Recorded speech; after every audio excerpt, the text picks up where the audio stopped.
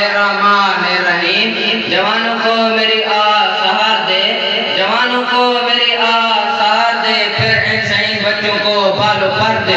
خدایا عرض میری یہی ہے، خدایا عرض میری یہی ہے، میرا نور بصیرت عام کر دے۔ جناب صدر شہر مشرق میں علامہ اقبال نے جب اور محبوب میں قدم رکھتا پر عشاء پر اور خصوصاً مسلمانوں پر حزن اور یاد کی کیفیت چھائی ہوتی، مگر بھی تحریک اپنا جادو جگا رہی تھی اور یہ قوم قبلت کی چادر ہوئی کوئی شکار میں بیٹھی ہوتی اور اقبال کی نگاہ جب مسلمانے پر صغیر کے زائنوں سے ہوتی ہوئی عالم اسلام کے شعور تک پہنچی تو انہیں اندازہ ہوتے مسلمانوں کے سوال کا سبب پہلی اور روحانی اشارت جبود ہے۔